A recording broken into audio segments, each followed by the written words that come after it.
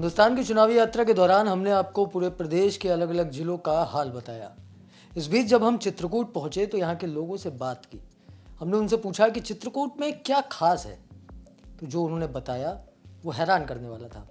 यहाँ के लोगों ने कहा कि भाई चित्रकूट की सबसे खास चीज़ नहीं है कोई, ये एक जगह है, आप जाइए सदगुरु नेत्र चिकित्सालय और वहाँ जाकर आपको पता लगेगा कि चित्रकूट में इतना प्रसिद्ध वो क्यों है, और सिर्फ चित्रकूट में नहीं, चित्रकूट की वो जगह पूरे विश्व में क्यों प्रसिद्ध है। इसके बाद हम यहाँ पर अपनी टीम के साथ पहुँचे, यहाँ का हाल देखा क्या क्या सुविधाएं हैं, तो पता लगा कि भाई ये तो वाकई अद्भुत है। तो आज सदगुरु सेवा संघ के निदेशक हमारे साथ जुड़े हैं, डॉक्टर बीके जैन साहब। वो बताएंगे कि एक शुरुआत जो हुई थी, जो एक सदगुरु महाराज ने शुरुआत की थी, वो आज कैसे पूरी दुनिया में अपनी जगह बना चुकी है। तो डॉक्टर साहब बहुत बहुत स्वागत है आपका हिंदुस्तान पे। बहुत बहुत धन्यवाद। डॉक्टर साहब, सबसे पहले तो मैं ये जानना चाहूँगा, जब मैं यहाँ पर आया मुझे बताया गया कि भाई आप वहाँ जाइए। मैं यहाँ पहुँचा तो मैंने यहाँ का माहौल देखा कि एक एक दिन में माफ़ कीजिएगा, एक एक साल में जो है 1 लाख से अधिक फ्री ऑपरेशंस गरीबों के आप लोग करते हैं। तो ये जो शुरुआत हुई थी, वो शुरुआत कहाँ से हुई थी, ज़रा उसके बारे में बताइए। जैसा कि आपने कहा बिल्कुल सही है। सदगुरु सेवा संघ ट्रस्ट के संस्थापक हमारे गुरुदेव परम पूज्य गुरुदेव श्री रणछोड़दास जी महाराज, जिनका मुख्य उद्देश्य था भूखे को अन्न, नंगे को वस्त्र और अंधे को आँख। शुरुआत इस तरह हुई कि सन 1949 में जब गुरुदेव भ्रमण कर रहे थे और देखा एक व्यक्ति बिजली के पोल से टकरा गया और उसको हेड इंजरी हुई, और पता चला क्यों, तो सिर्फ मोतियाबिंद की वजह से।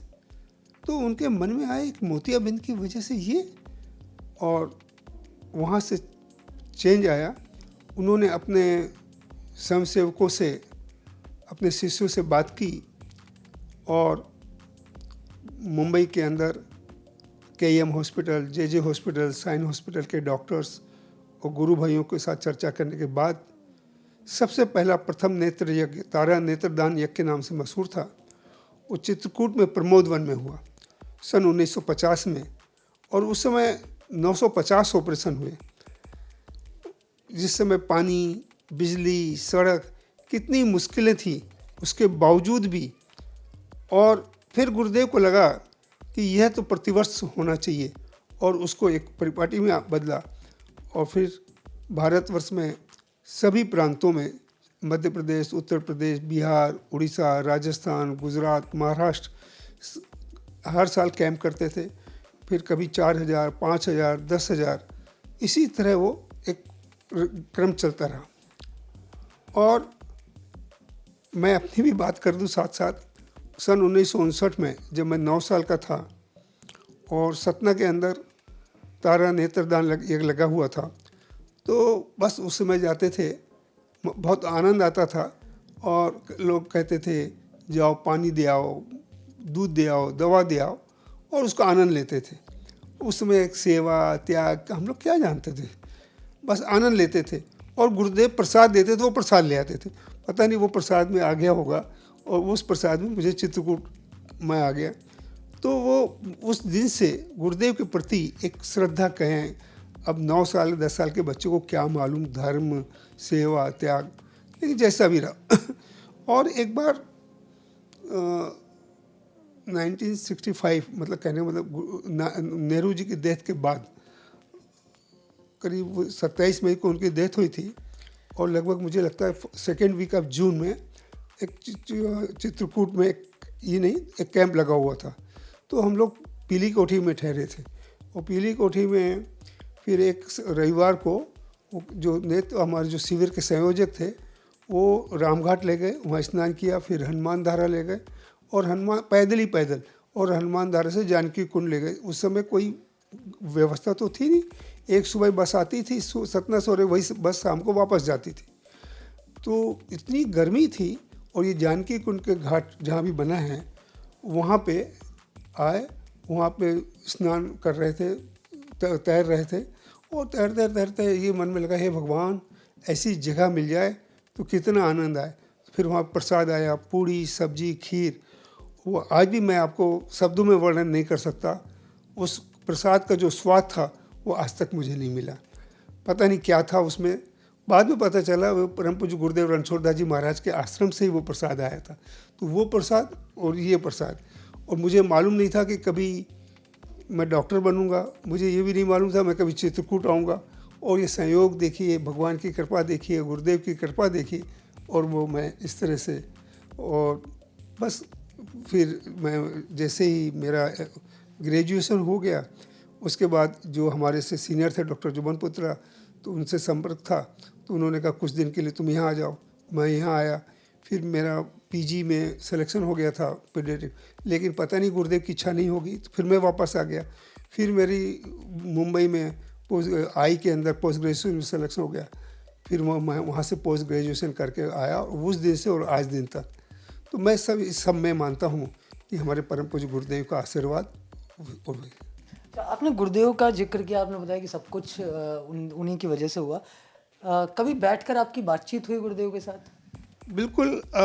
मैं आपको बताऊं, मैंने बहुत कम मुलाकात, कोई आप ऐसा मुझे मत मानिए कि कोई मैं बहुत बड़ा शिष्य था, कोई कंट्री शिष्य, लेकिन छोटे से ही गुरुदेव के प्रति एक श्रद्धा थी मेरे को। हमेशा उन्होंने प्रसाद और आशीर्वाद दिया। मेरी उनसे कोई ऐसे कोई चर्चा या तुमको डॉक्टर बनना है या तुमको ऐसी कोई चर्चा नहीं हुई, सिर्फ आशीर्वाद। मैं एक 68 में गुरु पूर्णिमा में भोपाल में था, बस मुझे पता चला गुरुदेव है, मैं गया दर्शन करने गया, फिर वहाँ पे मुझे आशीर्वाद मिल गया। और आशीर्वाद ऐसा कि पता नहीं उस उम्र में मुझे भी पता नहीं चलता क्या मेरे ऊपर वजन था क्या था। तो जैसे कहते हैं ना कि कोई लोहे का वजन हो और कोई हाथ रख दे तो रुई जैसा हो जाए, वैसा मुझे आज भी समझ में नहीं आता उसमें क्या था मुझे। तो कुछ चीज़ें शब्दों में वर्णन नहीं कर सकते। बिल्कुल। मैं जब यहाँ पर आया तो मुझे बताया गया कि जो पहला ऑपरेशन जो सदगुरु महाराज ने अपने हाथों से किया था, वो जो किस्सा था, हम चाहेंगे कि वो थोड़ा सा आप बताएं। ये गलत रूमर है कि ऑपरेशन तो बॉम्बे के जो डॉक्टर्स थे, मैंने जैसे बताया J hospital, KEM Sion, doctor Joglekar, doctor Velankar, doctor Joshi, doctor Zaveri वो आए थे जो HOD थे वहाँ के, और वो ऑपरेशन करते थे। गुरुदेव उस समय तो कोई इस तरह के इस समय के ऑपरेशन थिएटर तो होते नहीं थे, उस समय टॉर्च में ऑपरेशन। तो गुरुदेव ने पहला जो ऑपरेशन था तो टॉर्च गुरुदेव ने बताई और ऑपरेशन हुआ था। अच्छा, कोई एक ऐसा किस्सा, क्योंकि 2000 माफ़ कीजिएगा 1950 से ये पूरी यात्रा शुरू हुई थी, आज 2022 चल रहा है।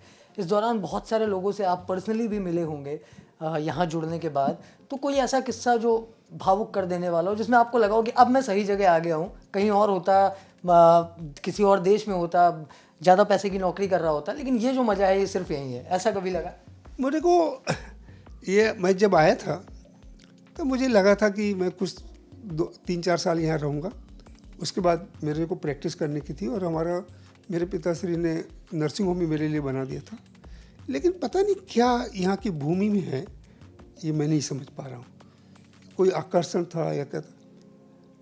कई लोग कहते हैं कि आपने त्याग किया, आपने सेवा की, ये सब गलत है, ये डिक्शनरी में शब्द हो सकते हैं। मैं तो ये मानता हूँ कि मेरे अगले जन्म के पुण्य थे, इसलिए मुझे चित्रकूट जैसी भूमि मिली, भगवान जैसे साक्षात गुरुदेव मिले, ऐसा मुझे परिवार मिला मेरा व्यक्तिगत, और सदगुरु परिवार के सदस्य मिले, अरविंद मफतलाल जैसे व्यक्तित्व के साथ काम करने का अवसर मिला, ऐसे संतों के साथ काम करने का मौका मिला। मैं एक शब्द में कहूँ तो मुझे पता नहीं, स्वर्ग आपने भी नहीं देखा, मैंने भी नहीं देखा, मेरे लिए तो यही स्वर्ग है, यही स्वर्ग है। अच्छा डॉक्टर साहब, ये पूरा कैंपस हमने घूमा, हमने अलग अलग चीज़ें देखी। हम चाहेंगे कि एक बार आप अपने दर्शकों को बताएं, क्योंकि हम आधे घंटे 1 घंटे में इतना नहीं घूम सकते, लेकिन आपको तो एक एक चीज़ के बारे में पता है। इस पूरा कैंपस है, इसमें क्या क्या सुविधाएं हैं, किस तरीके से आपका ट्रस्ट काम करता है, उसके बारे में थोड़ा सा बताएं। देखिए, ये 250 एकड़ का, लगभग 200 एकड़ का कैंपस है, और ये सन 1974 से ज़मीन परचेज़ की गई थी, और बहुत ही उबड़ खाबड़ था, कहीं टीले थे, कहीं नाला था, उसको लेवल करने में भी टाइम लगा, और उसके बाद धीरे धीरे क्रमशः चालू हुआ। सबसे पहले जानकी कुंज चिकित्सालय जनरल हॉस्पिटल के रूप में चालू किया, उसके अंदर सभी के ऑपरेशन होते थे, सभी की दवाइयाँ। फिर 2000 में जहाँ पे अभी हम बैठे हैं, उस सदगुरु नेत्र चिकित्सालय की शुरुआत की, और उसके बाद धीरे धीरे क्रमशः बदलता गया। तो मैं अगर यदि आपसे एक बात करूं कि विश्व में ये एक ऐसी संस्था है जो आँख के मामले में सबसे ज़्यादा ऑपरेशन करता है, एक तो ग्रामीण क्षेत्र में स्थित है, और आपने ही बताया कि लगभग 1 लाख से लेकर 1.5 लाख की सर्जरी होती है, और जिसके अंदर 60% फ्री, 25% लगभग सब्सिडाइज और 15% पेइंग होती है। और अगर यदि ये कहने में मुझे कहीं संकोच नहीं होता है, लास्ट 5 साल से 1 लाख से ज़्यादा कैटरेक्ट सर्जरी अगर विश्व में कहीं हो रही हो तो वो चित्रकूट में है, ऐसे सिंगल इंस्टीट्यूट। और सिर्फ मैं इस कैंपस की बात करूं, और साथ में ग्रामीण क्षेत्र में हर साल 3000 आउटरीच कैंप होते हैं। उस आउटरीच कैंप के अंदर ग्रामीण जो हमारे नेत्र मरीज हैं उनकी जांच होती है। वो जिनको चश्मे की ज़रूरत होती है वो वहीं पे उपलब्ध होता है, दवाई की ज़रूरत होती है वहीं पे उपलब्ध, और जिन्हें सर्जरी की आवश्यकता होती है उन्हें हम चित्रकूट ले आते हैं, ऑपरेशन करके उनके गांव में छोड़ने जाते हैं। फिर 1 महीने के बाद फॉलोअप होता है, फिर उसको जो चश्मे की ज़रूरत, दवाई की ज़रूरत होती है उसको देते हैं। तो इससे क्या होता है कि वहाँ के लोगों को एक तो डेली वेजेस बच गया, उनका ट्रांसपोर्टेशन बच गया, और हमारे ऊपर लोड कम हो गया। और अब उसी के साथ एक नई चीज़ की शुरुआत की है कि हर ब्लॉक में एक विज़न सेंटर, कहने का मतलब प्राइमरी आई केयर, नाम बहुत बड़ा है, कुछ नहीं, उसके अंदर 2 कमरे होते हैं। हमारा यहाँ का जो बंदा होता है ऑप्थेल्मिक असिस्टेंट, वो 24 घंटे वहीं रहता है, और वहाँ पे वो जांच करता है। जिन्हें ऑपरेशन की ज़रूरत होती है उनको लेके आते हैं और फिर ऑपरेशन करके वहाँ छोड़ जाते हैं। अभी लगभग 85 विजन सेंटर मध्य प्रदेश और उत्तर प्रदेश में हो गए हैं, और 2023 में 125 विजन सेंटर होंगे। ये सदगुरु सेवा संघ ट्रस्ट की बहुत बड़ी उपलब्धि होगी। हमारा उद्देश्य ये है कि ग्रामीण क्षेत्र को, हर व्यक्ति को यहाँ ले आने की क्या ज़रूरत है, उसका डेली वेजेस भी बच जाए, ट्रांसपोर्टेशन भी बच जाए, और हमारे ऊपर जो लोड है वो भी कम हो जाए। उसके आपने देखा होगा, इन सब के बावजूद भी आज इतना लोड है कि हम लोगों को भी लग रहा है कि इतने मरीज आएँ, कैसे उनको बेचारों को परेशान ना हो, उनकी सब कुछ सुविधा हो जाए। तो ये चीज़, साथ में ये इंटरनेशनल काउंसिल ऑफ ऑप्थेल्मोलॉजी से रिकॉग्नाइज है। कहने का तात्पर्य इंटरनेशनल कैंडिडेट यहाँ पे ट्रेनिंग के लिए आते हैं, और साथ में MP government, UP government, central government ने इसको फेलोशिप के लिए रिकॉग्नाइज किया है। तो 3 साल की जो एमएस कर लेते हैं छात्र, वो यहाँ पे आते हैं 3 साल की फेलोशिप करने के लिए। और साथ में सेंट्रल गवर्नमेंट ने डीएनबी एफिलिएट, कहने का मतलब एमएस की डिग्री, तो हर साल 10 विद्यार्थी यहाँ पे आते हैं। तो 3 साल का कोर्स है तो 30 विद्यार्थी भी रहते हैं। कहने का तात्पर्य पोस्ट ग्रेजुएट मेडिकल कॉलेज भी है।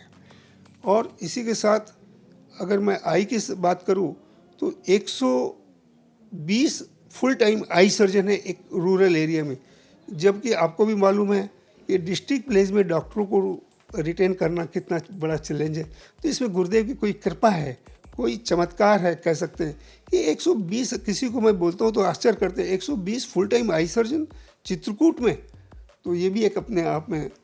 और एक आई सर्जन को चाहिए क्या, अगर उसको अच्छी सैलरी दे दे, एक अच्छी फैसिलिटी दे दे, और एक माहौल दे दे काम करने का, तो कोई भी डॉक्टर, हम लोग बार बार यही कहते हैं कि साहब लोग डॉक्टर गांव में रहना नहीं चाहता, गांव, और हम हमेशा बात करते हैं कि गांव का डेवलपमेंट हो।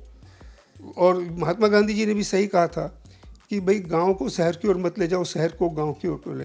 तो आप धीरे से, आप जब भ्रमण करेंगे तब आपको लगेगा कि अगर यदि विल हो तो सब कुछ हो सकता है। और इसी के साथ मैं आई के साथ बात करूं कि फिर ये लगा महसूस कि जनरल हेल्थ की भी इस क्षेत्र में बहुत ज़रूरत है। तो जनरल हेल्थ में general surgery, gynae obstetric, general medicine सभी, और अभी आपको बताते हुए भी अच्छा कि आने वाले दिनों में सुपर स्पेशलिटी भी आ रही है और कैथ लैब भी आ रही है। तो इसमें यहाँ के क्षेत्र के लोगों को काफ़ी इसका फ़ायदा मिलेगा। अगर यदि मैं एजुकेशन की बात करूँ तो पहली बातचीत आई कि भाई अगर ग्रामीण क्षेत्र में डॉक्टर को टिकाना है, रखना है, तो आपको उसको लिए शिक्षा, उनके बच्चों की शिक्षा की ज़रूरत होगी। तो फिर सबसे पहली प्रॉब्लम तो मेरे को ही आई। मेरे 2 बच्चे थे, तो एक बच्चे को तो खैर पहले मैंने सतना में रखा, सतना से फिर बाद में महाराष्ट्र में पंचगिनी है वहाँ रखा। दूसरे बच्चे को भी मुझे वहाँ रखने जाना था, तो मिसेस जैन ने कहा मुझे अब चित्रकूट में नहीं रहना। जब दोनों बच्चे बाहर रहे तो फिर मैं यहाँ क्या करूँगी, मेरे लिए भी एक बड़ी फिर हिंदी मीडियम स्कूल की शुरुआत की, तो उसमें स्टाफ कम था, तो हमारे वार्ड बॉय के बच्चे, हमारे सिक्योरिटी के, कंपाउंडर के बच्चे, डॉक्टर तो वही था अकेला। फिर 15-20 बच्चों को लेके एक स्कूल चालू की और आज उसमें 1500 बच्चे स्टडी कर रहे हैं और कई छात्र तो यहाँ पे मेरिट में हैं, कई जगह पहुँचे हैं, विदेश में और विदेश में। और उसमें एक जो छात्र था वो मेरा बेटा है, जो अभी हॉस्पिटल एडमिनिस्ट्रेशन ट्रस्टी और जॉइंट डायरेक्टर का काम कर रहा है यहाँ पे, जिसने मेरी बहुत पूरी जिम्मेदारी है, वो इलेश जैन। और हमारे जो अभी स्टाफ के कई बच्चे हैं जो थर्ड जनरेशन यहाँ पे सेवा कार्य कर रही है। तो मैंने हिंदी मीडियम स्कूल की बात की। अब मैं चलता हूँ थोड़ा, अब इतने लोगों को डॉक्टरों को टिकाना है तो वो ज़रूरत नहीं कि वो हिंदी मीडियम स्कूल में पढ़ें। तब फिर बात आई इंग्लिश मीडियम स्कूल स्टार्ट करने की। फिर इंग्लिश मीडियम स्कूल स्टार्ट की, CBSE एफिलेटेड की, और उसमें भी हमारे स्टाफ के बच्चे, डॉक्टर के बच्चे तो पढ़ते हैं, लेकिन इस ग्रामीण क्षेत्र के लोगों के भी बच्चे पढ़ते हैं, उसमें भी 1500 बच्चे पढ़ रहे हैं। और मैं संस्कृत कॉलेज के अगर आपसे बात करूं तो गुरुदेव ने 1950 में एक राम संस्कृत कॉलेज की स्थापना की और उसमें तो 20 से 25 बच्चे थे और आज 500 बच्चे उसमें पढ़ रहे हैं। और आपको बताते हंस भी हो रहा है और दर्द भी हो रहा है, इतनी डिमांड है कि हम समझ नहीं सकते। और सबसे ज़्यादा सिफारिश अगर हमारे यहाँ अगर आती हो तो संस्कृत कॉलेज में एडमिशन के लिए, क्योंकि अगर यदि हमारी 60 सीट हैं और 60 सीट में 600 बच्चे अपीयर होते हैं, तो अगर यदि हम इसका विस्तार करें हर जगह पे तो इसमें भी काफ़ी मिल। और इसी तरह बाद में पता चला कि हमको नर्सिंग की भी ज़रूरत है, तो फिर हमने नर्सिंग स्कूल खोली। फिर उसके बाद ज़रूरत पड़ी तो नर्सिंग कॉलेज खुल गई। अब हमारा जब सबसे बड़ा काम आई केयर का है, तो उसके लिए हमको ज़रूरत थी पूरी फोर्स की, पैरामेडिक की। ऑप्थेल्मिक असिस्टेंट कोर्स किया तो उसमें भी 350-400 बच्चे हैं। इसी तरह संगीत कॉलेज है। फिर लगा कि हमको इस एरिए से कंप्यूटर ऑपरेटर की, कंप्यूटर IT की जो काफ़ी लोगों की जरूरत, हार्डवेयर की, सॉफ्टवेयर की जरूरत, तो कंप्यूटर कॉलेज की स्टार्ट की। तो कहने का तात्पर्य इस तरह से आगे बढ़ते रहे। फिर डेयरी थी और प्लस डेयरी के साथ गौ सेवा केंद्र। मैं डेयरी और गौ सेवा केंद्र में आपको डिफरेंस बताता हूँ। तो डेयरी तो हम अपने लिए, हमको मिल्क प्रोडक्शन मिलता है तो हम करते हैं, वो तो हमने अपने लिए किया। लेकिन गौ सेवा केंद्र का मेरा मतलब यह है कि जो नॉन मिल्किंग काऊ है, जो दूध नहीं देती, उसकी आप सेवा करो, तो दैट इज़ गौ सेवा। तो अरविंद भाई ने कई साल पहले कहा था, तो ये कंसेप्ट है पांजरा पोड़ कंसेप्ट, गुजरात में बोलते हैं इसको। तो जो दूध गांव में दूध गाय जो नहीं देती, सड़क में भी, उसको आप छोड़ जाइए। वैसी 950 गाय अभी सेवा हो रही। मिसेज ये पूरा काम एजुकेशन का, डेयरी का, गौ सेवा केंद्र का, सब मिसेज जैन देख रहे हैं उसमें। तो हमको इतना आनंद, अगर यदि मुझे लगता है कि पूरे दिन में थकान लगी है और वहाँ पे हम लोग शाम को जाते हैं, 15 मिनट बैठते हैं तो पूरी थकान निकल जाती है। मैं तो चाहूँगा आप भी जाके देखेंगे, आप 10 मिनट बैठिएगा तो आपका पूरा दिन का थकान निकल जाएगी उसमें से, गाय के दर्शन करने से। और उसके साथ ये लगा कि इतना बड़ा स्टाफ है, 1500 आदमी का स्टाफ है, तो इनको बाहर कोई भी चीज़ की ज़रूरत होती है बाहर जाना पड़ा, तो फिर उसके लिए डिपार्टमेंटल स्टोर की ज़रूरत पड़ी। तो फिर रूरल कह सकते हैं मॉल थी, तो यहाँ की लेडीज़ों को काम में लगाना था, तो सेल्फ हेल्प ग्रुप बना के शुरुआत की। तो उसमें पापड़, अचार, मुरब्बा सब बनाते थे और 4 से 5 करोड़ का टर्नओवर करते हैं। और कोरोना ने हम लोगों को बहुत कुछ सिखा दिया। तो उसमें हमारी लेडीज़ों ने PP किट, फेस मास्क के ड्रेप बनाना भी चालू कर दिया। पिज़्ज़ा, ब्रेड, जब लॉकडाउन था तो कहाँ पे लेने जाते, तो सब खुद ने मैन्युफैक्चरिंग चालू। तो कहने का तात्पर्य, अगर यदि ग्रामीण क्षेत्र में स्वास्थ्य मिल जाए, शिक्षा मिल जाए और आपको ग्रामीण क्षेत्र युवा को रोजगार मिल जाए, महिला सशक्तिकरण हो जाए, तो हमारा ग्रामीण क्षेत्र का युवा शहर की ओर क्यों जाएगा।